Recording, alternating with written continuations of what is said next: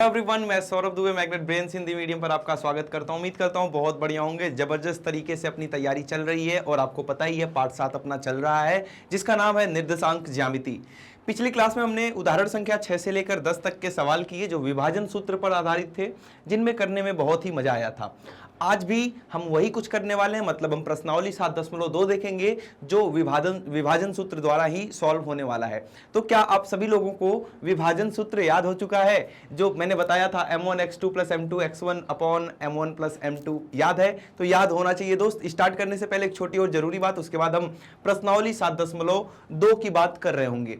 तो जरूरी बात यह है कि जैसा कि आपको पता है मैग्नेट ब्रेन्स प्रोवाइड करता है हाई क्वालिटी एजुकेशन, जहां हिंदी मीडियम विद्यार्थियों को मिलती है 6ठी से लेकर 12वीं क्लास तक की सारी क्लासेज, और वहीं इंग्लिश मीडियम स्टूडेंट्स को मिलती है KG to 12th सारी क्लासेज दोस्त, वो भी बिल्कुल फ्री ऑफ कॉस्ट। मतलब इन क्लासेस को देखने के लिए आपको किसी भी प्रकार का कोई भी पेड सब्सक्रिप्शन वगैरह नहीं करना पड़ता है। ये सब कुछ आपके लिए निःशुल्क कर दिया गया है यूट्यूब पर। इसको देखिए, इससे अपनी जबरदस्त तैयारी कीजिए और अपने आने वाले एग्जाम में एक बेहतर स्कोर लाइए। इसके साथ ही बेहतरीन स्कोर लाने के लिए आप ग्रैब करेंगे ई नोट्स और ई बुक्स, जिसका लिंक नीचे डिस्क्रिप्शन बॉक्स में दिया गया है। तो स्टार्ट करते हैं, देर किस बात की, देखते हैं प्रश्नावली 7.2 का पहला प्रश्न। उस बिंदु के निर्देशांक ज्ञात कीजिए जो बिंदुओं -1,7 और 4,-3 को मिलाने वाले रेखाखंड को 2:3 में विभाजित करता है। बड़ा ही आसान सा सवाल है ये, बहुत ही बेसिक सा। पहले इसकी फोटो बना लेते हैं। दो बिंदु हैं, पहली बिंदु ये हो गई P और दूसरी बिंदु ये हो गई Q। इन दोनों बिंदुओं के निर्देशांक हमें पहले से ही दिया है कि इसका निर्देशांक है -1,7 और Q का निर्देशांक है 4,-3। अब इन दोनों बिंदुओं को मैंने मिला दिया तो एक रेखाखंड आपको PQ नजर आ रही होगी। PQ दिखाई दे रहा है। अब एक बिंदु आई और PQ को दो भागों में विभाजित कर दी। कितने अनुपात में? 2:3 में। तो यहां पर कोई बिंदु R आ गया जो PQ को क्या किया, 2 अनुपात में विभाजित कर दिया। और किस अनुपात में? 2:3 में। तो आपसे पूछ रहा है कि इस बिंदु R का निर्देशांक क्या होगा। मैंने क्या मान लिया? x, y। अब क्या करेंगे, ध्यान से देखेंगे यहां पर एक बार। ये हमारा x1 y1 होता है, ये हमारा x2 y2 होता है, और ये हमारा xy तो है ही, ये होता है m1 और ये होता है m2। ये सारी बातें, ये सारे कॉन्सेप्ट मैंने पिछली 2 क्लासेज में कराई है जो विभाजन सूत्र से रिलेटेड है। तो ये सब कुछ आपको पता होना चाहिए कि इसको x1 y1 बोलते हैं, उसको x2 y2 बोलते हैं। ये जो अनुपात होता है इनको m1 और m2 बोला जाता है। आइए इनका फॉर्मूला लिखते हैं। सबसे पहले हमें x निकालना है तो x का फॉर्मूला लिखेंगे। x का सूत्र होता है m1 x2 plus m2 x1 divided by m1 plus m2। I hope कि सभी स्टूडेंट्स को जिन्होंने पिछली क्लास अटेंड किया है उन सभी लोगों को ये फॉर्मूला बहुत ही बेहतरीन तरीके से याद हो चुका है। तो आइए इसमें m1 x2 m2 x1 सबका मान, सबकी वैल्यू पुट करते हैं यहां से। सबसे पहले क्या लिखा है? m1 क्या है? 2। m1 के साथ क्या लिखा है? x2। ये देखो x2 कितना है? 4। तो यहां आ गया 4 प्लस m2 कितना है? m2 है 3 और x1 है -1, ये लिख दिया, divided by m1 plus m2 मतलब कि 2 + 3। अब इसको सॉल्व करेंगे और आपका x निर्देशांक आ जाएगा जो पूछा जा रहा है। जैसे ही आप x कैलकुलेट कर लेंगे इसी प्रकार से हम लोग y भी कैलकुलेट कर रहे होंगे थोड़ी ही देर में। यहां देखिए 2 × 4 8 प्लस माइनस माइनस 3 × 1 3, 2 + 3 5 होता है। तो ये आ गया आपका 5/5 मतलब कि 1। आपने देखा कि x निर्देशांक हमारे पास आ चुका है, कितना? 1। x के साथ साथ जैसे आपने x निकाला बिल्कुल इसी प्रकार से हम y के लिए फॉर्मूला लिखेंगे m1 y2 plus m2 y1 upon m1 plus m2। ये फॉर्मूला याद करने की एक ट्रिक बताया था मैं कि ऊपर भी m1 प्लस m2 लिख लो, नीचे भी m1 प्लस m2 लिख लो। m1 के साथ y2 लगा दो, m2 के साथ 1 लगा दो, बात खत्म है ना। तो पिछली क्लास में बताया था ये। m1 कितना है? 2। y2 कितना है? y2 वो रहा -3 प्लस m2 कितना है भाई? m2 कितना है? 3 और y1 कितना है? ये रहा 7 divided by m1 plus m2 मतलब 2 + 3। जब आप इसको सॉल्व करेंगे ये तो -6 आ रहा है, इन दोनों को गुणा करेंगे -6 प्लस 7 गुणे 3 21 डिवाइडेड बाय 2 + 3 5। 21 में से जब आप 6 को माइनस करेंगे तो 15 आएगा, 15/5 मतलब कि ये आ चुका है 3। y निर्देशांक हमारा कितना आ चुका है? 3 आ चुका है। x निर्देशांक 1 और y निर्देशांक 3, तो बिंदु r का निर्देशांक आ रहा है 1,3 जो हमसे पूछा जा रहा है। क्लियर है बातें? आसान क्वेश्चन था, बिल्कुल बेसिक क्वेश्चन था। इसी प्रकार के अलग अलग और भी क्वेश्चन हम कर रहे होंगे। इसका एक बार स्क्रीनशॉट लेंगे और हम देखेंगे प्रश्न संख्या 2। तो बात करते हैं दोस्त प्रश्न संख्या 2 की। इसमें दिया है बिंदुओं 4, -1 और -2, -3 को जोड़ने वाले रेखाखंड। रुक जाओ यहीं पे, पहले एक रेखाखंड बनाएंगे। 2 बिंदु हैं, इन दोनों बिंदुओं को जोड़ दो तो एक रेखाखंड बन गया। इसका नाम है P, इस बिंदु का नाम है Q और P का निर्देशांक आपको दिया है 4, -1। Q का निर्देशांक आपको दिया है -2, -3। यहां तक सब कुछ क्लियर। आगे को समत्रिभाजित बहुत ही इंपॉर्टेंट, ये वाला क्वेश्चन बार बार आया हुआ है आपके एग्जाम में, मोस्ट इंपॉर्टेंट क्वेश्चन। समत्रिभाजित तो भी पता है 5-6 नंबर में आता है, तो हल्के में नहीं लेना, बहुत ही आसान क्वेश्चन है। फ्री के 5 से 6 नंबर आपको दिलवाता है, तो इसको बिल्कुल हल्के में नहीं लेंगे। ये क्वेश्चन मैं इस प्रकार का क्वेश्चन समत्रिभाजित वाला पिछली 2 क्लासेज में 2 बार करा चुका हूं। आज मैं तीसरी बार ये क्वेश्चन करा रहा हूं। क्यों? क्योंकि ये क्वेश्चन बहुत ज्यादा इंपॉर्टेंट है, बहुत ज्यादा इंपॉर्टेंट है। आ रही बात समझ में? बार बार आया हुआ है। तो आइए देखते हैं समत्रिभाजित का मतलब क्या होता है। समत्रिभाजित का मतलब होता है 3 बराबर बराबर हिस्सों में बांटना। मतलब इस रेखाखंड को आप 3 बराबर बराबर हिस्सों में बांट दो तो ये हो गया एक हिस्सा, ये हो गया 2 और ये तीसरा। मतलब इस रेखाखंड पे 2 बिंदु और आ रही हैं। इस बिंदु को मैंने बोल दिया A और इस बिंदु को मैंने बोल दिया B। ये दोनों बिंदुएं क्या कर रही हैं? समत्रिभाजित कर रही हैं। और जब किसी भी चीज का आप अनुपात निकालते हैं जो बराबर होती है, जैसे 5 और 5 का अनुपात, 5 और 5 का अनुपात निकालेंगे तो हमेशा 1:1 आएगा। तो बराबर चीजों का अनुपात हमेशा 1:1 आता है। ये तीनों चीजें बराबर है आपस में, मतलब ये समत्रिभाजित, ये 3 बराबर बराबर हिस्से हैं, तो इन तीनों का अनुपात 1:1 हो जाएगा, क्योंकि ये तीनों बराबर हैं। तो इसको लिखने का तरीका क्या होगा? हम लिखेंगे PA अनुपात AB अनुपात BQ बराबर 1:1:1। ये बात क्लियर है कि क्योंकि तीनों बराबर हिस्से थे, और जब बराबर हिस्से होंगे तो अनुपात कितना होगा? हमेशा 1:1:1। अब देखो, अभी तक हमने जो सीखा है, हमें बस बीच में एक बिंदु आता है तब बढ़िया लगता है। ये 2 बिंदु आ गए, मजा नहीं आ रहा, तो हम एक बिंदु को गायब कर देंगे। बिंदु B को गायब कर दो, बिंदु B को गायब कर दो यहां से। जब B को आप गायब करेंगे तो पिक्चर कुछ इस प्रकार की बनेगी। A को तो यहीं पर रहने दो। A का निर्देशांक हमें निकालना है, मैंने मान लिया x, y। P तो अपना वैसा ही है, Q भी अपना वैसा ही है। क्या किया अभी तक? B को गायब कर दिया। जब आप B को गायब कर देंगे तो यहां से यहां तक, यहां से यहां तक 1 था, 1 ही रहेगा। लेकिन यहां से अब यहां तक 1 और 1 मिलके ये अनुपात कितना बन चुका है? 2, क्योंकि आपने बीच में B को क्या कर दिया? गायब कर दिया। मतलब कहने का क्या है कि अगर मैं आपसे पूछूं PA अनुपात AQ कितना हो जाएगा? तो PA हमारा 1 था, ये 2 था, तो 1:2। हम पहले P बिंदु का निर्देशांक निकालेंगे। लिखेंगे P बिंदु का निर्देशांक, कोऑर्डिनेट्स ऑफ पॉइंट P। देखते हैं क्या आता है। बड़ा ही आसान है, ये तो हमें आता है, यहां पर सब कुछ पता है भाई। ये देखो ना, ये अपना x1 y1, ये अपना x2 y2 और ये अपना रहा xy, और ये रहा अपना m1, ये रहा अपना m2। खेल जाओ, इसको खेल जाओ। x कोऑर्डिनेट, x का फॉर्मूला क्या? m1x2 plus m2x1 divided by m1 plus m2। सबका मान रख देना जरा सा। m1 कितना है? m1 कितना है? 1। x2 कितना है? वो रहा -2 प्लस m2 कितना है भाई? m2 हमारा 2 है, दिख रहा है ना यहाँ पर, m2 2 है, तो m2 की जगह पर 2 और x1 की बात करूं तो 4 हो जाएगा, divided by m1 plus m2 1 plus 2। इनको सॉल्व कर लो, ये हो गया -2, ये हो गया प्लस का, 4 दूना 8 और नीचे तो अपना 2 1 3 हो गया, तो ये हो गया 6/3 और ये आ जाएगा 2।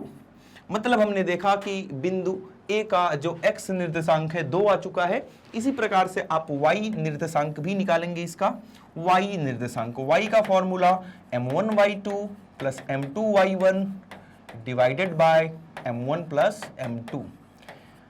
हमेशा फॉर्मूला लिखना है, मैं लिखता हूं तो आप लोगों को लिखना ही लिखना है ना। एग्जाम मुझे नहीं देना, फिर भी मैं लिख रहा हूं, आपको तो बोर्ड एग्जाम देना है, तो आपको दोस्त लिखना ही लिखना पड़ेगा। मैंने पिछली क्लास में किसी में बताया भी था कि बोर्ड एग्जाम में मान लो ये वाला क्वेश्चन आ गया, वहां पर स्टेप मार्किंग होती है। स्टेप मार्किंग का मतलब ये होता है कि इस लाइन का एक नंबर होगा, कुछ ना कुछ आधा या एक नंबर। अगर आपने सीधे सॉल्व करना स्टार्ट कर दिया बिना फॉर्मूला लिखे तो वो आपका आधा या एक नंबर कट जाता है। तो ऐसी गलती नहीं करना है, हर एक क्वेश्चन में आपको फॉर्मूला जरूर लिखना है। यहां देखें एक बार m1 का मान 1 आ गया, y2 का मान आ गया -3, m2 का मान 2 आ गया और y1 का मान आ गया -1 divided by m1 plus m2 1 धन 2 -3 -2 डिवाइडेड बाई 3 कितना -3 ये हो गया, -2 ये हो गया, डिवाइडेड बाई कितना 3, तो कितना आ जाएगा ये -5/3। तो ये अपना ए का निर्देशांक आ चुका है। कौन कौन सा, x वाला तो 2 आया था और y वाला आ चुका है -5/3। क्लियर है, कोई दिक्कत वाली बात यहां तक नहीं है। अब आ जाओ फिर से ऊपर वाले फोटो में, 2 फोटो हैं यहाँ पे, ये इनके बीच में एक लकीर बना देता हूं, एक लाइन खींच देता हूं जिससे कि आपको समझ में आ जाए। ऊपर वाला अलग है, नीचे वाला अलग है। अब ऊपर वाले में दोबारा आ जाओ, ए का निर्देशांक यहां लिख लेना जरा सा 2, -5/3। अब बी का निकालना है, ये मत देखो, बस जितना मैं दिखा रहा हूं उतना देखो।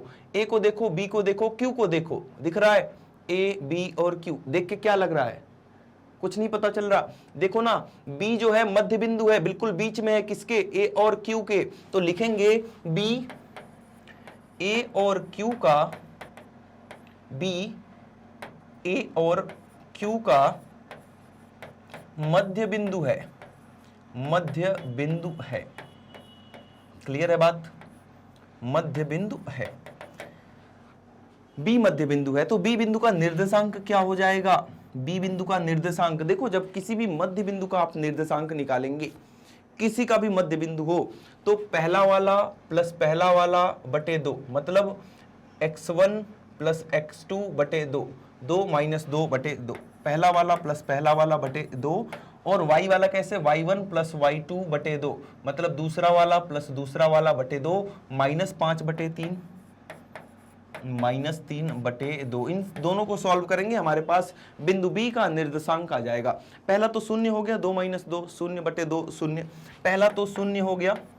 दूसरा कितना आ जाएगा, इसको जब आप सॉल्व करेंगे 3 त्रिक 9, 3 3 जा 9, -5 और -9 -14, और ये 3 नीचे गुणा हो जाएगा, 3 दूना 6, इसको काट दो 2 से, तो 7/2 7 14 2 3 6, तो 0, -7/3। बी का निर्देशांक आ चुका है दोस्त कितना, 0, -7/3, 0, -7/3। क्लियर है, इस प्रकार से आप क्वेश्चंस कर सकते हैं त्रिविभाजित वाला, मतलब सम त्रिविभाजित हो रहा है, जहां पर 3 बराबर बराबर हिस्से बट रहे होंगे, वहां पर आप इस क्वेश्चन को इस प्रकार से सॉल्व करेंगे। इसका एक और मेथड मैंने बताया था, बेसिक मेथड, सबसे पहले वाले, मतलब इससे 2 लेक्चर पीछे जाओगे आप, वहां पर मैंने बताया है। क्लियर है बातें, एक बार इसका स्क्रीनशॉट लेंगे और बढ़ेंगे अपने प्रश्न संख्या 3 की तरफ। तो आइए देखते हैं 3 में क्या सवाल है, बहुत बड़ा सा है ना, तो बड़े सवाल बड़े ही आसान होते हैं, देखना ये आसान होगा। आइए देखते हैं इसमें क्या मतलब क्या करना है।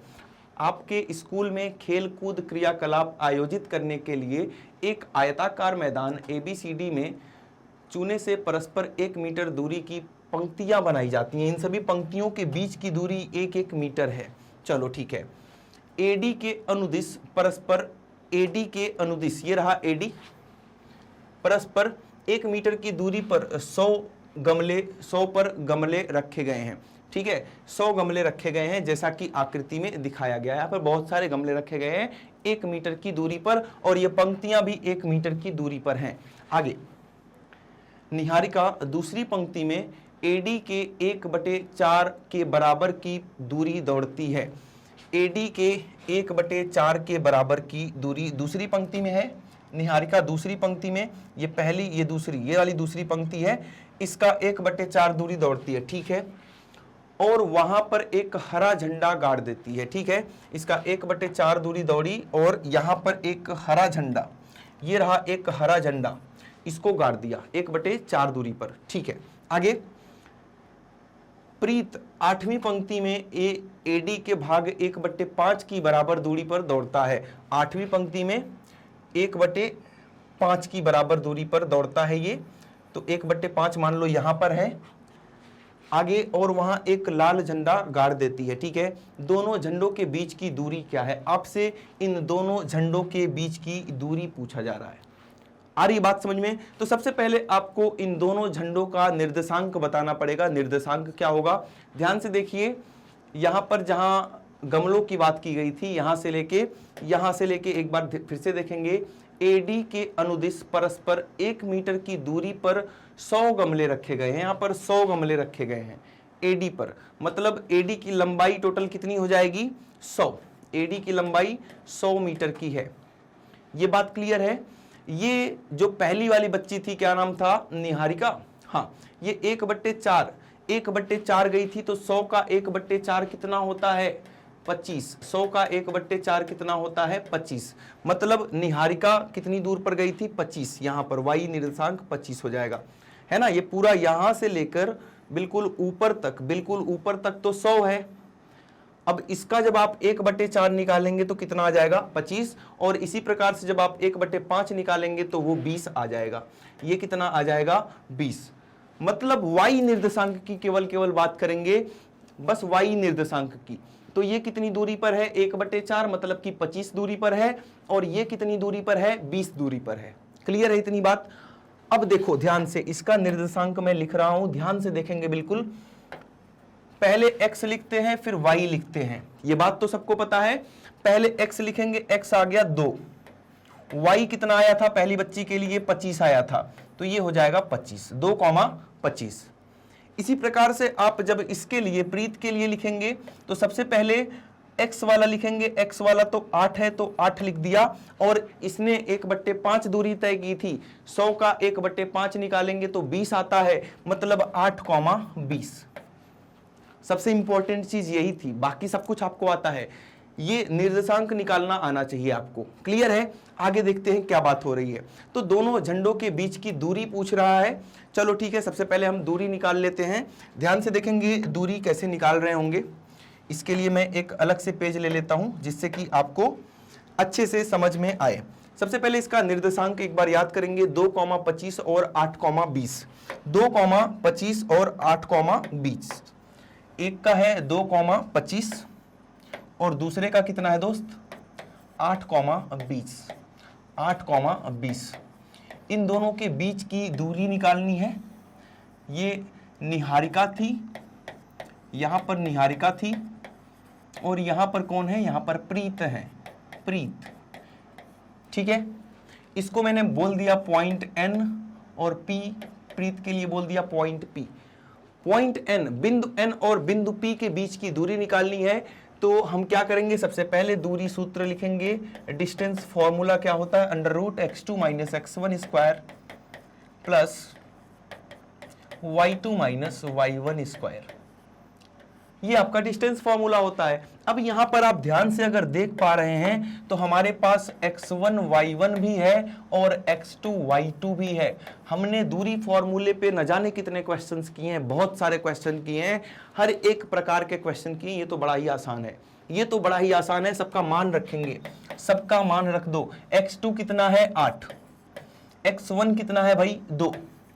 स्क्वायर हो रहा है, स्क्वायर कर दिया, प्लस दूसरे में से दूसरे को घटा दो, 20 - 25 का स्क्वायर, 20 - 25 का स्क्वायर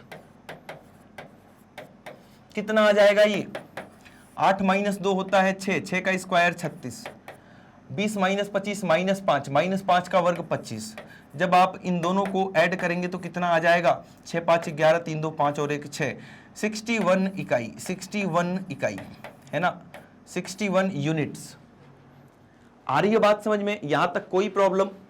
ये समझ में आ गया कि इन दोनों के बीच की जो दूरी थी, इन दोनों के बीच की जो दूरी थी √61 यूनिट्स आ चुकी है। आगे की बात और क्या पूछ रहा है, यदि रश्मि को एक नीला झंडा इन दोनों झंडों को मिलाने वाले रेखाखंड पर ठीक आधी दूरी पर गाड़ना हो तो उसे अपना झंडा कहां गाड़ना चाहिए। अब एक रश्मि लड़की और आती है जो इन दोनों झंडों के बिल्कुल बीच में अपना झंडा, नीला झंडा है उसका, अपना नीला झंडा यहां पर गाड़ना चाहती है, वो बिल्कुल बीच में। किस प्रकार से, यहां देखेंगे ये दोनों झंडे हैं, यहां पर नीला झंडा आएगा, है ना। सबके झंडे का एक बार कलर याद कर लो भाई, क्या क्या कलर था। जो निहारिका थी वो हरा झंडा, और जो अपना प्रीत थी वो लाल। तो निहारिका का हरा झंडा है, ये निहारिका है, निहारिका के पास ग्रीन फ्लैग है तो इसको ग्रीन कर दिया मैंने। प्रीत के पास रेड फ्लैग है तो इसको मैंने रेड कर दिया। और एक लड़की और आती है रश्मि, जो ब्लू फ्लैग लेकर बिल्कुल बीच में गाड़ना चाहती, बिल्कुल मध्य बिंदु। मैंने मान लिया आर इसका मध्य बिंदु है जहां रश्मि झंडा गाड़ रही है। आर दोस्त इसका क्या है, ये आर इसका मध्य बिंदु है।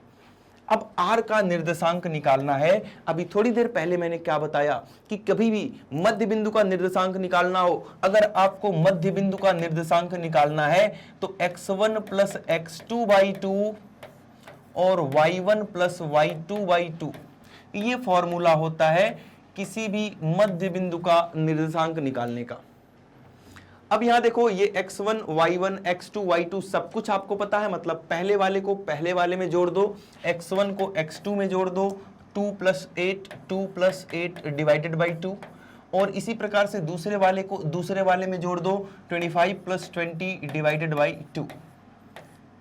यहां से निर्देशांक आपके पास आ जाएगा बिल्कुल मध्य बिंदु का। क्या आएगा, 8 2 10, 10/2, 10/2 हो गया 5, 25 और 20 45, 45/2, 5, 45/2, या हम दशमलव में भी कर सकते हैं 5, जब इसको दशमलव में करेंगे तो 22.5 आ जाएगा। ये बिंदु आर का निर्देशांक आ गया, जो नीला झंडा बिल्कुल बीच में गाड़ा गया है।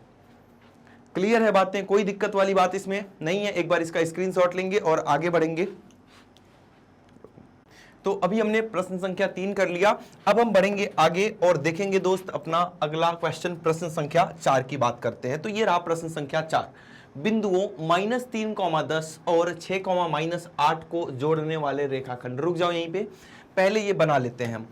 दो बिंदु है हमारे पास, एक बिंदु को मैंने बोल दिया A, जिसका कोऑर्डिनेट है -3, 10, और दूसरा बिंदु जिसका निर्देशांक जो है कितना है, जिसका निर्देशांक हमारे पास दिया है 6, -8। इन दोनों बिंदुओं को मिलाने वाला रेखाखंड, ये इन दोनों को बिंदुओं को मिलाने वाला एक रेखाखंड खींच दिया। आगे को बिंदु -1, 6 किस अनुपात में विभाजित करता है। देखो ये एक नए प्रकार का क्वेश्चन है।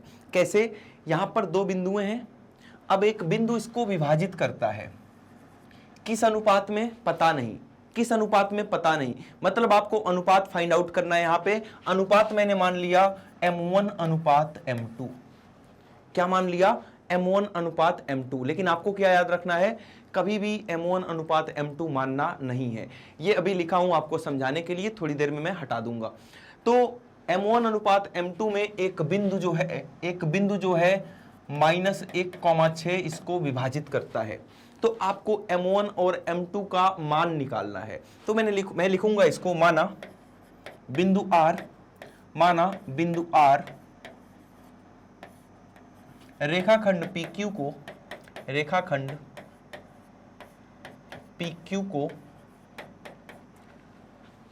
K अनुपात 1 में विभाजित करता है। क्या मानना है, याद करना इसको, K अनुपात 1। कुछ भी और मानोगे जिंदगी में क्वेश्चन आपसे सॉल्व नहीं होगा। K अनुपात 1 मानोगे, फटाफट आंसर आ जाएगा। तो m1 m2 के चक्कर में नहीं पड़ना है, आपको मानना क्या है, K अनुपात 1। तो हमने क्या लिखा, माना बिंदु R रेखाखंड PQ को K अनुपात 1 में विभाजित करता है।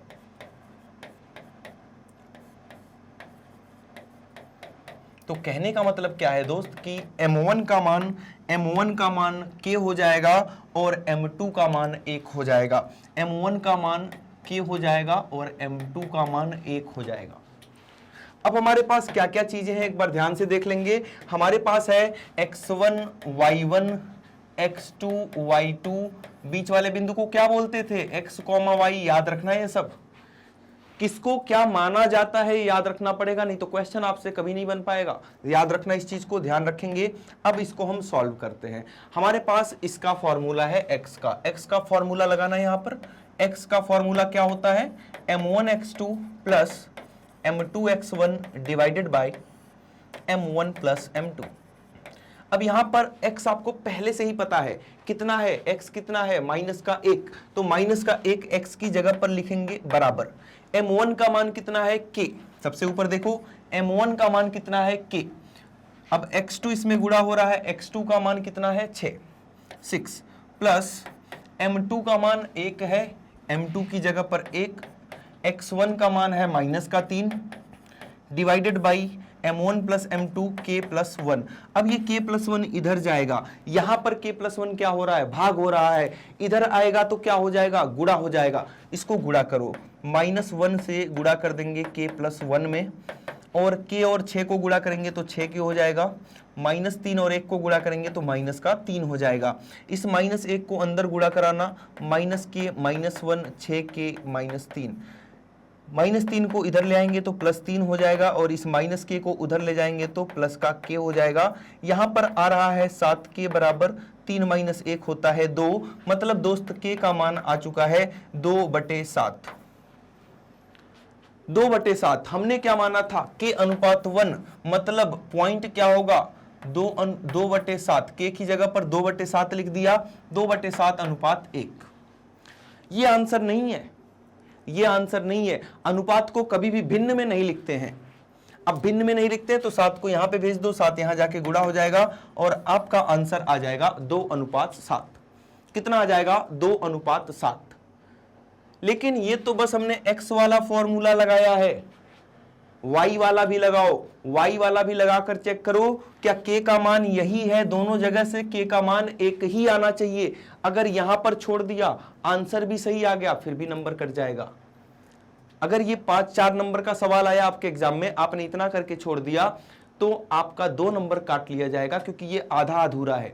आंसर आपका आ चुका है, आंसर यही आएगा, फिर भी ये आधा अधूरा है। हमेशा x के लिए भी चेक करना है और y के लिए भी चेक करना है। हमें y पे यही आना चाहिए, नहीं आएगा तो फिर तो गड़बड़ हो जाएगा, फिर हम नहीं मानेंगे ना कि ये आंसर है। जो x पर आ रहा है वही y पर आना चाहिए। तो y के लिए एक बार फॉर्मूला लिखेंगे, m1y2 plus m2y1 divided by m1 plus m2। y पहले से पता है 6, यहां पर 6 लिख दिया, m1 k, y2 ये रहा -8 प्लस m2 कितना है 1, y1 कितना है 10 divided by m1 plus m2 k plus 1। अब ये फिर से यहां जाएगा, गुणा होगा तो ये हो जाएगा 6k प्लस 6, ये हो जाएगा -8k प्लस 10। -8k को इधर ले आएंगे, 6k प्लस 8k बराबर, ये तो 10 है, 6 उधर जाएगा, ये वाला तो -6, तो ये आ गया दोस्त आपका 14k बराबर 4, k बराबर 4/14, मतलब कि 2/7। आप देख पा रहे होंगे k का मान दोनों जगह से एक ही आ रहा है, मतलब ये वाला मान वैलिड है, ये वाला मान वैलिड है। चाहे आप x पर देखें चाहे आप y पर देखें, k का एक ही मान आ रहा है। अब आपके मन में एक क्वेश्चन आ रहा होगा कि सर अगर एक मान ना आए, यहां पर x का कुछ और आ जाए और यहां पर y का कुछ और आ जाए, तो ऐसा बिंदु संभव नहीं होगा दोस्त। दोनों जगह एक ही बात आनी चाहिए, तभी हम मानेंगे कि हाँ ये आंसर बिल्कुल करेक्ट है।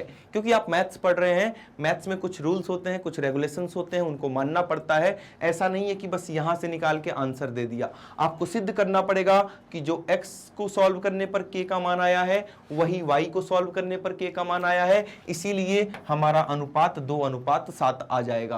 क्लियर है बातें? एक बार स्क्रीनशॉट लेंगे और बढ़ेंगे हम अपने प्रश्न संख्या 5 की तरफ। तो ये रहा दोस्त आपका प्रश्न संख्या 5। यहां भी अनुपात ज्ञात करना है। अनुपात देखते ही आपके माइंड में क्या आना चाहिए, k अनुपात 1, m1 अनुपात m2 नहीं, k अनुपात 1। वह अनुपात ज्ञात कीजिए जिसमें बिंदुओं a और b को मिलाने वाला रेखाखंड, रुक जाओ यहीं पे, a और b, a b ये दो बिंदु हैं। a का निर्देशांक हमें दिया हुआ है 1, -5, b का निर्देशांक हमें दिया हुआ है -4,5। क्लियर हो रही है बातें? फिर से पढ़ो। वह अनुपात ज्ञात कीजिए जिसमें बिंदुओं इतना इतना को मिलाने वाले रेखाखंड x अक्ष से विभाजित होता है। x अक्ष को देखकर आपके मन में क्या आना चाहिए?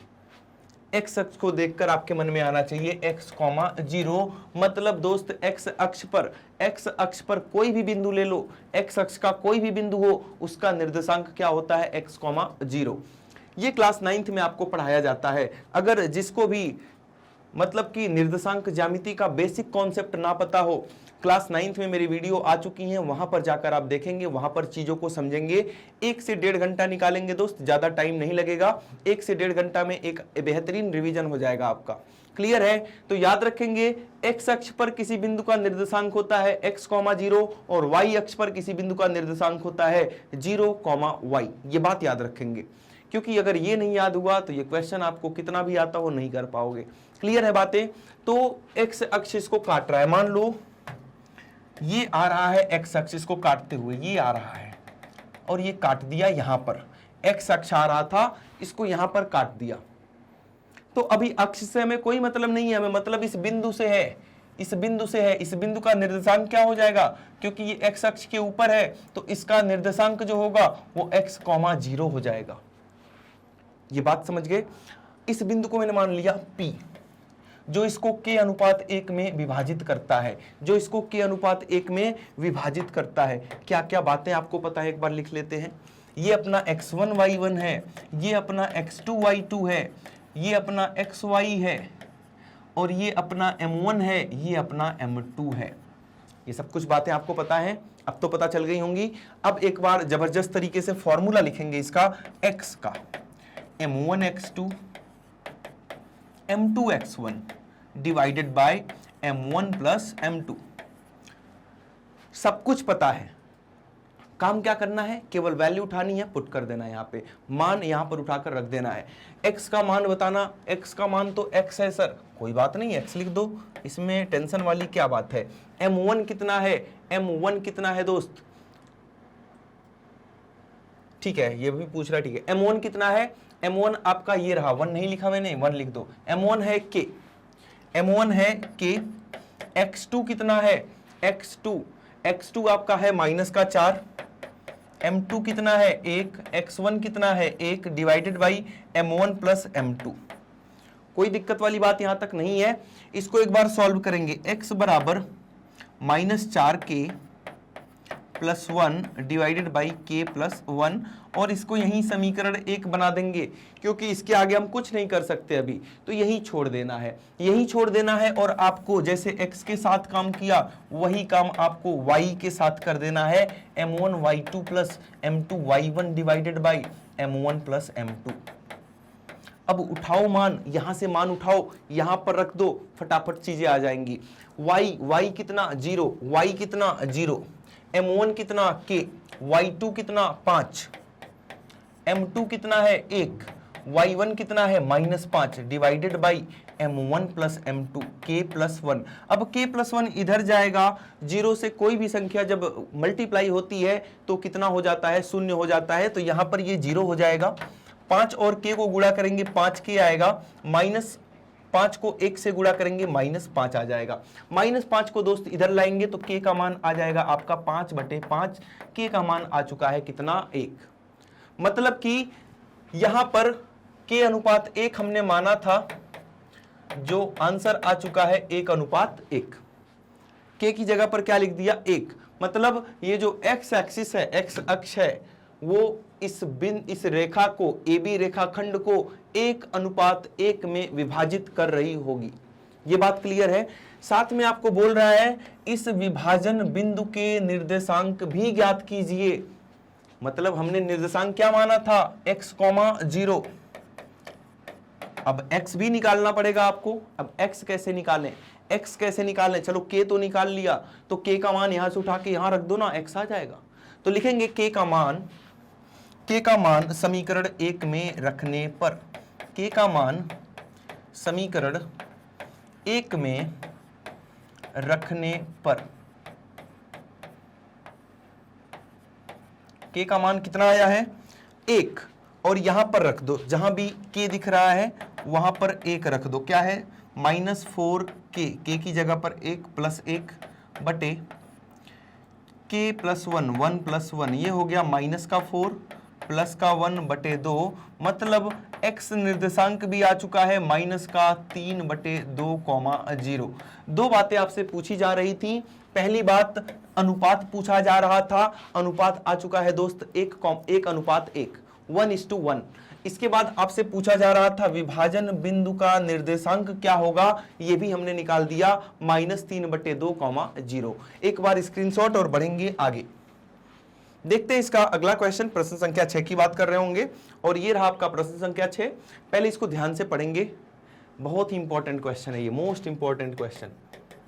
बहुत बार आपके बोर्ड एग्जाम में 4 नंबर का क्वेश्चन आया हुआ है, ध्यान से पढ़ेंगे, 3-4 लाइन में सॉल्व हो जाता है, खत्म हो जाएगा। बहुत ही आसान और बहुत ही इंपॉर्टेंट है ना, कॉम्बिनेशन ही गजब का है। देखो यहाँ पर यदि बिंदु 1,2, 4,y, x, 6 और 3,5 इसी क्रम में लेने पर एक समांतर चतुर्भुज के शीर्ष हों तो x और y ज्ञात कीजिए। आइए एक बेसिक कॉन्सेप्ट आपको पहले सिखा देता हूं। एक बेसिक कॉन्सेप्ट सीखेंगे दोस्त। क्या है बेसिक कॉन्सेप्ट? ध्यान से देखो, ध्यान से देखेंगे। समांतर चतुर्भुज बात कर रहे हैं हम दो बातों की बात होगी। पहले बात होगी एक आयत की और बात होगी समांतर चतुर्भुज की। समांतर चतुर्भुज की जब तक आप ये कॉन्सेप्ट नहीं समझेंगे जो आपको 9th क्लास में पढ़ा दिया गया है, तब तक आपको मजा नहीं आएगा। छोटी सी बात है, बस 1-2 मिनट की बात है, इसको समझना पड़ेगा आपको। आयत तो सबको पता है सर, आयत ये होता है, आयत ये होता है ना, आयत तो हमें पता है, लेकिन समांतर चतुर्भुज क्या होता है? ध्यान से देखेंगे दोस्त, समांतर चतुर्भुज हम कैसे बनाएंगे। इसी को यहां से मुक्का मार दो, यहां से पंच मारोगे तो ये आयत कैसा दिखने लगेगा? ऐसे लटक जाएगा, है ना, टेढ़ा हो जाएगा थोड़ा सा। जब टेढ़ा हो जाएगा तो क्या इसकी आमने सामने की भुजाएं बदल गई क्या? पहले भी आमने सामने की भुजाएं आपस में बराबर थीं, अभी भी आमने सामने की भुजाएं आपस में बराबर हैं। अंतर कहां आया? नहीं, कोण की बात नहीं कर रहा, अंतर कहां आया? हाँ ठीक है, जो आप सोच रहे हो कि यहाँ 90 अंश के कोण बनते हैं, यहाँ नहीं बनते हैं, वो बात ठीक है, कोण की बात नहीं होगी। हम निर्देशांक ज्यामिति कर रहे हैं, यहाँ बस भुजा की और विकर्ण की बात होगी। भुजा तो हमने देख लिया, भुजाओं में कोई परिवर्तन नहीं है, भुजाएं पहले जैसी थी अभी भी वैसी हैं। बात होगी विकर्ण की, बात होगी दोस्त विकर्ण की। जब आप इसका विकर्ण देखेंगे, ये दोनों विकर्ण आपस में क्या है? बराबर हैं। लेकिन जब आप इसका विकर्ण देखेंगे, ये वाला विकर्ण आपको देखने में ही छोटा लग रहा है और ये वाला विकर्ण आपको देखने में क्या लग रहा है? बड़ा लग रहा है। मतलब समांतर चतुर्भुज के विकर्ण बराबर नहीं होते, आयत के विकर्ण बराबर होते हैं। लेकिन सबसे जरूरी बात क्या है जो हमें निर्देशांक ज्यामिति में जान लेनी चाहिए कि ये दोनों विकर्ण चाहे इसके हों चाहे इसके हों, एक दूसरे को समद्विभाजित करते हैं। समद्विभाजित का मतलब, मान लो ये ABCD है, ये दोस्त ABCD है, अब ABCD है और ये पॉइंट O है, तो दोनों विकर्ण एक दूसरे को समद्विभाजित करते हैं। मतलब ये जो AO है यहां से यहां तक, वो OC के बराबर होगा, ये वाला पार्ट इस पार्ट के बराबर होगा, इसी प्रकार ये वाला पार्ट इस पार्ट के बराबर होगा, ये दोनों आपस में बराबर होंगे। तो क्या मैं किसी समांतर चतुर्भुज के लिए ऐसा बोल सकता हूं कि O जो है वो AC का मध्य बिंदु है? बीच में है कि नहीं है? AC के बिल्कुल बीच में O है कि नहीं? बिल्कुल है। क्या मैं ऐसा भी बोल सकता हूं कि O जो है वो BD का भी मध्य बिंदु है? AC का भी मध्य बिंदु वही है, BD का भी मध्य बिंदु वही है। तो आपको बस इतनी बात याद रखनी है। क्लियर है बात? आ जाओ अपने मेन क्वेश्चन पे। तो यहां पर एक हमने समांतर चतुर्भुज बना लिया, ये रहा समांतर चतुर्भुज जिसका नाम क्या है? ABCD रख लेते हैं, कुछ भी नहीं दिया है तो ABCD रख लेते हैं। और इन सबके निर्देशांक आपको दिए हैं। A का निर्देशांक है 1,2, B का निर्देशांक है 4,y, C का कितना है x, 6 और D का कितना है दोस्त 3,5। चारों निर्देशांक तो दिए हैं लेकिन आधे अधूरे, इसमें x y फिट करके दे दिया। वही हमसे पूछ रहा है कि x और y का मान ज्ञात कीजिए। अभी मैंने आपको क्या सिखाया? अभी आपको सिखाया कि इनके विकर्ण जो होते हैं वो एक दूसरे को समद्विभाजित करते हैं, मतलब और एक दूसरे को मान लो O बिंदु पर काट रहे हैं तो O AC का मध्य बिंदु है, AC का मध्य बिंदु है, और अगर मैं बताऊं तो O जो है वो BD का भी मध्य बिंदु है, BD का भी मध्य बिंदु है। ऐसा क्यों होता है? क्योंकि समांतर चतुर्भुज के विकर्ण एक दूसरे को समद्विभाजित करते हैं। समांतर चतुर्भुज के विकर्ण एक दूसरे को क्या करते हैं दोस्त? समद्विभाजित करते हैं, एक दूसरे को समद्विभाजित करते हैं, इसलिए मैंने ऐसा लिख दिया। बस ये दो लाइन आप याद रखेंगे तो इस प्रकार का कोई भी क्वेश्चन हो, समद्विभाजित करते हैं, आप कर लेंगे, आपसे बन जाएगा।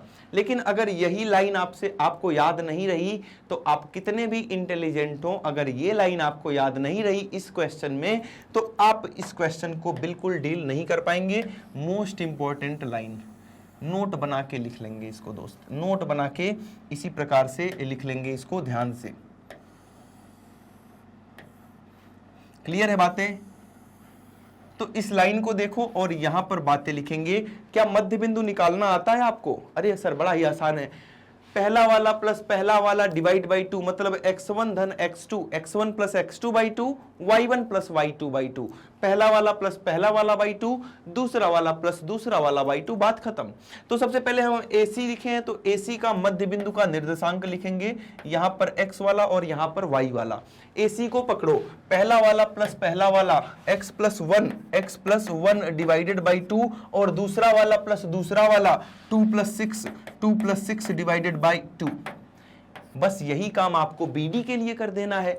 BD का मध्य बिंदु, BD पहला वाला प्लस पहला वाला 4 धन 3 डिवाइडेड बाई 2, और दूसरा वाला प्लस दूसरा वाला y प्लस 5 डिवाइडेड बाई 2।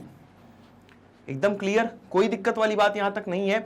याद रखना, जब भी दो निर्देशांक आपस में बराबर होते हैं तो x वाले को x वाले के साथ तुलना किया जा सकता है, y वाले को y वाले के साथ तुलना किया जा सकता है। तो तुलना करने पर क्या लिखेंगे? तुलना करने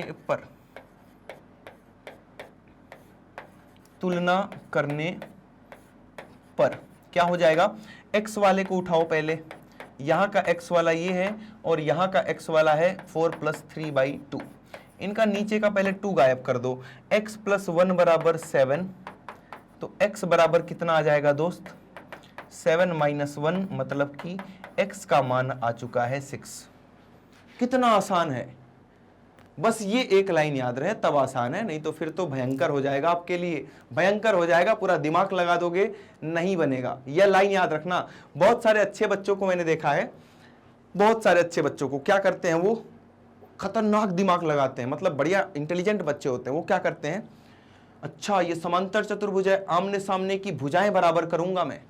वो क्या करेंगे, इसके बीच की दूरी निकाल लेंगे, इसके बीच की दूरी निकाल लेंगे, दोनों को बराबर करने में लगे हुए हैं, पूरा टाइम खराब कर देते हैं। उसका सॉल्यूशन इतना खतरनाक हो जाता है ना कि उनसे बनता भी नहीं है, और 5 से 8 मिनट वो अपना खराब कर लेते हैं। 5 से 8 मिनट आपको खराब नहीं करना है, आपको ये लाइन याद रखनी है। क्लियर है बातें? यहां देखो, अब y वाला निर्देशांक बराबर करेंगे, अभी हमने x को x के बराबर किया है, y को y के बराबर करेंगे तो क्या हो जाएगा? 2 प्लस 6 बाई 2, और यहां पर y प्लस 5 बाई 2।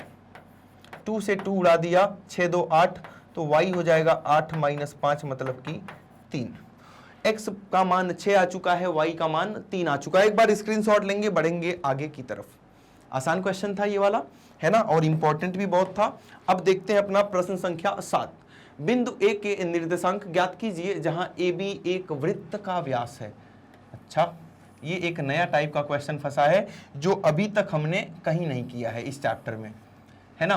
चलो काम चलाओ, वृत्त बना दिया। बिंदु A के निर्देशांक ज्ञात कीजिए जहां AB वृत्त का व्यास है। वृत्त का व्यास है AB। AB क्या है दोस्त? ये व्यास है, डायमीटर है वृत्त का, जिसका केंद्र 2, -3 है। इसका केंद्र दिया है, मतलब इसका मध्य बिंदु दिया है। समझो, लैंग्वेज बदला है, बस सवाल वही है।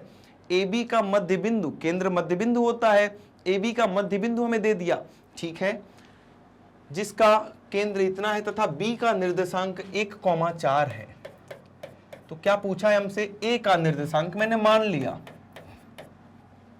माना ए का निर्देशांक क्या है, x, y है। क्लियर है, मान लिया, ये फोटो क्लियर है। अरे कुछ नहीं करना, मध्य बिंदु O का निर्देशांक, O का निर्देशांक कैसे निकालेंगे, मध्य बिंदु है O क्या है, एक मध्य बिंदु है। O का निर्देशांक अगर भूल जाओ कि ये पता है, भूल जाओ ये पता है। O का निर्देशांक निकालना है, क्या बताया था मध्य बिंदु का, पहला प्लस पहला बटे 2, मतलब x प्लस 1 बटे 2, x1 प्लस x2 बटे 2, पहला प्लस पहला बटे 2। इसी प्रकार से दोस्त दूसरा प्लस दूसरा बटे 2, मध्य बिंदु खेलना सीख लो, y प्लस 4 बटे 2। अब ये तो हमें पहले से पता है, ये तो बहुत अच्छी बात है, तो इसके नीचे लिख दो 2 माइनस 3, यही है ना इसका, 2 माइनस 3।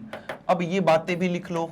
अब क्या करेंगे सर, यहां तुलना करेंगे। अभी मैंने थोड़ी देर पहले बताया था, जब भी दो निर्देशांक आपस में बराबर होंगे तो x वाले के साथ तुलना कर सकते हैं, y वाले को y वाले के साथ तुलना कर सकते हैं। तो लिखेंगे तुलना करने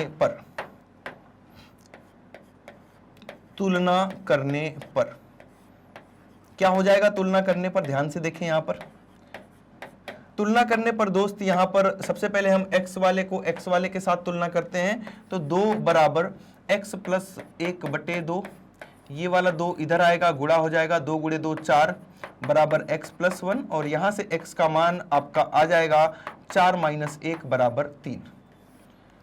क्लियर है, ये x कैसे आ गया। अब इसी प्रकार से आप y को तुलना करेंगे, -3 बराबर y प्लस 4/2, ये 2 जाके -3 में गुणा होके -6 बन जाएगा। अब ये 4 भी इधर ही आ जाएगा, तो y का मान आ गया -6 - 4, मतलब कि -10। x भी आ चुका है, y भी आ चुका है, यही हमसे पूछ रहा था। क्लियर है, तो इसका निर्देशांक हमारे पास क्या आ गया, 3, -10, 3, -10। एक बार स्क्रीनशॉट लेना इसका और देखेंगे। अब हम अपना प्रश्न संख्या 8 की बात कर लेते हैं। ये रहा प्रश्न संख्या 8।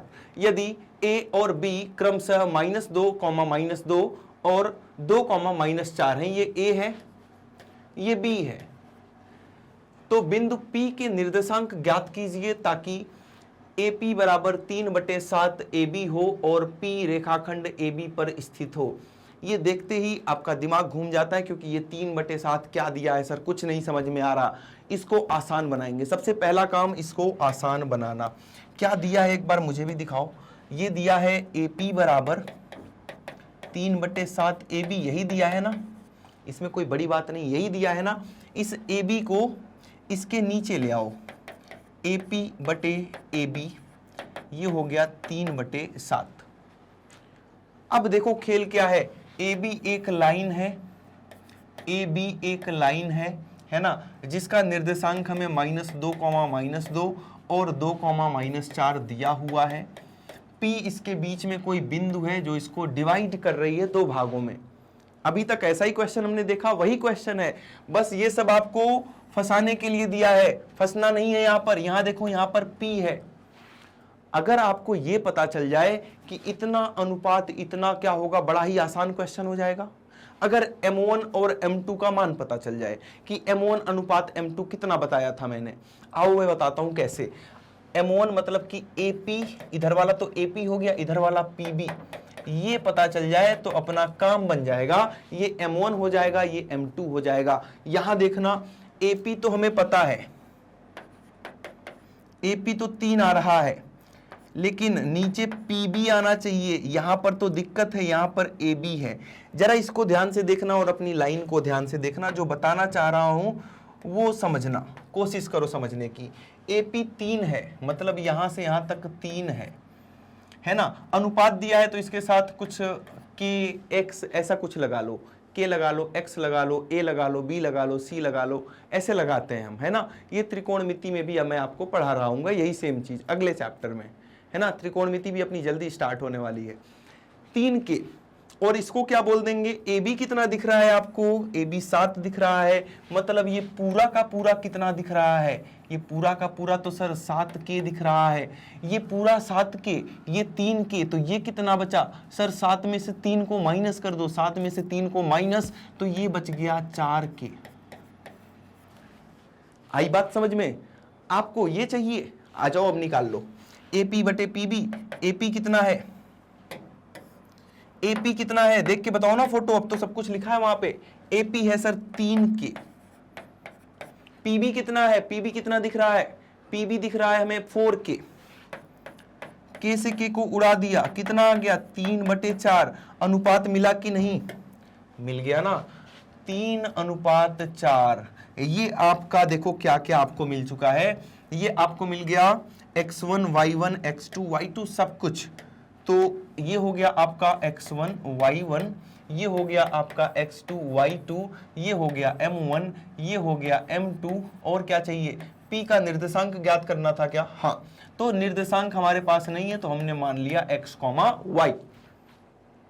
बिल्कुल पहले जैसा आसान क्वेश्चन, जैसे पहला क्वेश्चन किया था वैसा ही आसान दिख रहा है। अब कुछ नहीं करना, अब तो आपको भी पता है कि क्या करना चाहिए, करना कुछ नहीं है, सीधे फॉर्मूला लिखेंगे। सबसे पहले x का m1 x2 plus m2 x1 divided by m1 plus m2, है ना।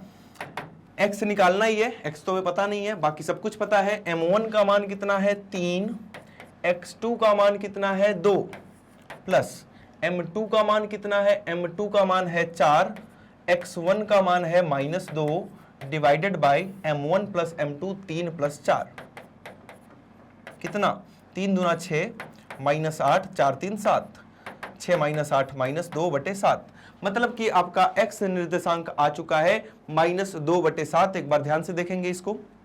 अब y निकाल देंगे, x तो निकाल चुका हमने, कितना आ गया -2/7। इसी प्रकार से दोस्त y के लिए फॉर्मूला लिखना यहां लिख लेते हैं। यहां y के लिए एक बार आप फॉर्मूला लिखेंगे, y बराबर m1 y2 plus m2 y1 divided by m1 plus m2। सबका मान रख दो, m1 कितना है 3, y2 कितना है -4, प्लस m2 कितना है m2 4, और y1 कितना है -2 divided by m1 plus m2 3 plus 4। अब इसको सॉल्व कर दो, आपका x तो आ ही चुका है, y भी आ जाएगा ऐसे ही आसानी से। 3 गुणे -4 -12, 4 गुणे 2 -8 बटे 3 धन 4 7 -20/7। तो आपका बिंदु P का निर्देशांक आ रहा है, x वाला आ गया -2/7 और y वाला आ गया -20/7। तो बिंदु का निर्देशांक पूछ रहा था, हमने निर्देशांक निकाल दिया है। क्लियर है? एक बार स्क्रीनशॉट लेंगे और बढ़ेंगे अपने सेकंड लास्ट क्वेश्चन पर। सेकंड लास्ट क्वेश्चन प्रश्न संख्या 9 की तरफ। इसमें क्या दिया है, बहुत ही बेहतरीन क्वेश्चन है ये भी। अभी तक आपने त्रिभाजित करना सीखा, 3 भागों वाला देखा, अब हम देखेंगे 4 भागों वाला। सर ये तो बहुत मुश्किल होगा, ये उससे भी आसान है। 3 भाग वाला मुश्किल है, 4 भाग वाला और आसान है, और आपके लिए सब कुछ आसान मैंने बना दिया है पहले से ही। यहां देखेंगे 2 बिंदु हैं A और B। ये A है, ये B है। A का निर्देशांक है -2,2, B का निर्देशांक है 2,8। ठीक है, दोनों का निर्देशांक दिया है। अब इसको 4 भागों में डिवाइड कर लो। पहले 4 भाग बोल रहा है ना, 4 भाग, 4 बराबर भागों में विभाजित करने वाले बिंदुओं के निर्देशांक ज्ञात कीजिए। तो ये पहला भाग, ये दूसरा भाग, ये तीसरा भाग और ये चौथा भाग। बोल देते हैं इसको P, Q और R। 4 भाग आपको दिख रहे हैं, पहला भाग, दूसरा भाग, तीसरा भाग, चौथा भाग। जब बराबर भागों में कोई चीज विभाजित होती है तो 1:1:1:1 होता है। लेकिन यहाँ अनुपात का कोई मतलब ही नहीं है, हटा दो। यहाँ अनुपात से नहीं खेलेंगे, यहाँ मध्य बिंदु से खेलेंगे। मध्य बिंदु से आसान खेल खेलेंगे, अनुपात में जाएंगे उससे भी हो जाएगा, लेकिन बहुत ही बड़ा होगा। अपने को बड़ा नहीं, आसान करना है, सिंपल करना है, स्मार्ट वे में खेलना है इसको। समझो, अगर आप P और R को भूल जाओ, P और R को भूल जाओ, तो क्या Q मध्य बिंदु है? बिल्कुल बीच में आ रहा है, तो क्या लिखेंगे? Q AB का मध्य बिंदु है। अब तो आप भी खेल लोगे, है ना, अब तो आप भी खेल लोगे ये लाइन लिखते ही कुछ ना कुछ। मध्य बिंदु है तो Q का निर्देशांक क्या हो जाएगा, Q का निर्देशांक क्या हो जाएगा, जल्दी बताओ। बहुत ही आसान, बहुत ही बेहतरीन। ये देखो P और R को भूल चुके हो ना, अभी याद मत करना। P और R को मत देखो, बस Q को देखो, A को देखो, B को देखो। Q हो गया है मध्य बिंदु। मध्य बिंदु का निर्देशांक पहला प्लस पहला बटे 2, पहला माइनस 2 प्लस उसका पहला प्लस 2 बटे 2, और दूसरा प्लस दूसरा बटे 2, 2 प्लस 8 बटे 2, कितना, ये तो शून्य हो गया, 2 माइनस 2 0, 8 2 10, 10 बटे 2 5, तो ये बीच वाला आ चुका है 0,5। अब मत भूलना, अब P और R को वापस ले आओ जिसको भूल चुके थे। अब इधर की सब कुछ भूल जाओ। R QB का मध्य बिंदु है, दिख रहा है, R बिल्कुल बीच में है किसके, QB के। तो लिखेंगे दोस्त R QB का मध्य बिंदु है। क्या लिखेंगे, R QB का मध्य बिंदु है।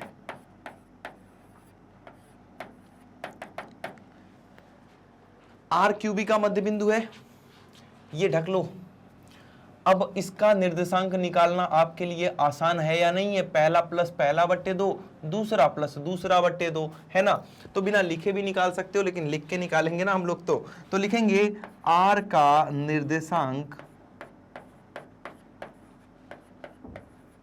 R का निर्देशांक क्या हो जाएगा। ध्यान से देखिए, यहां पर पहला प्लस पहला बटे 2, इसको भूल जाओ ना, इसको क्यों देख रहे हो, वहां देखो 0 प्लस 2 बटे 2, 0 प्लस 2 बटे 2, पहला प्लस पहला बटे 2। अब दूसरा प्लस दूसरा बटे 2, 5 धन 8 बटे 2, 5 धन 8 बटे 2। तो ये कितना आ चुका है आपका, 2 बटे 2 1 हो जाएगा, 8 5 13 बटे 2, 13 बटे 2। यहाँ बीच में प्लस नहीं लगाना है, तो कॉमा लगेगा ना, बीच में तो कॉमा लगेगा। एक x का है और एक y का है। तो आपने किसका निकाल लिया, r का निकाल लिया। अब p का निकालेंगे, अब किसका निकालेंगे, p। अब किसको भूल जाऊं मैं, ये भूल जाना है ना। तो p AQ का क्या है, मध्य बिंदु है। तो p का निर्देशांक कौन निकालेगा, मैं नहीं निकालूंगा, आपको निकालना है p का निर्देशांक, जैसे मैंने R का निकाला है। और इसका आंसर जो है वो कमेंट बॉक्स में कर देना है ना। तो बढ़ते हैं आज के, एक बार स्क्रीनशॉट ले लो इसका, और बढ़ते हैं आज के आखिरी क्वेश्चन पर, प्रश्न संख्या 10 की तरफ। प्रश्न संख्या 10 की तरफ, ये रहा आपका प्रश्न संख्या 10। एक समचतुर्भुज का क्षेत्रफल ज्ञात कीजिए जिसके शीर्ष इसी क्रम में है जिस क्रम में दिया हुआ है। समचतुर्भुज मतलब कि एक रोम्बस बना लेंगे। एक रोम्बस में चारों भुजाएं आपस में क्या होती हैं, बराबर होती हैं। अभी मैंने थोड़ी देर पहले समांतर चतुर्भुज और आयत का बताया था कुछ। ऐसे ही वर्ग को मुक्का मारोगे, वर्ग को पंच करोगे, ये वर्ग है, जब इसको मुक्का मारोगे तो इसकी हालत टेढ़ी हो जाएगी और ये बन जाएगा क्या बन जाएगा, समचतुर्भुज। मतलब स्क्वायर था, रोम्बस बन जाएगा, वर्ग से समचतुर्भुज बन जाता है। इसकी भी भुजाएं सारी बराबर, इसकी भी सारी भुजाएं बराबर, लेकिन इसका विकर्ण आपस में बराबर होता है, इसका विकर्ण आपस में बराबर नहीं होता है। आ रही है बात समझ में। तो इसको हम करेंगे, ये आज का आखिरी क्वेश्चन है, ध्यान से देखें इसे। ये पहले तो इनके शीर्षों को क्रम में ले लेंगे। पहला क्या है, 3,0, ABCD नाम तो लिख लो, ABCD नाम तो लिख लो इसका। पहला क्या है, 3,0, उसके बाद क्या है 4,5, उसके बाद क्या है -1,4, और आखिरी क्या है -2,1। एक बात ध्यान देना, यहां पर ये क्यों लिखा है, क्रम की बात क्यों की गई है। उल्टा सुल्टा नहीं लेना है, या तो क्लॉकवाइज ले लो या तो एंटी क्लॉकवाइज ले लो। ABCD लिखा है उसी हिसाब से लेना है।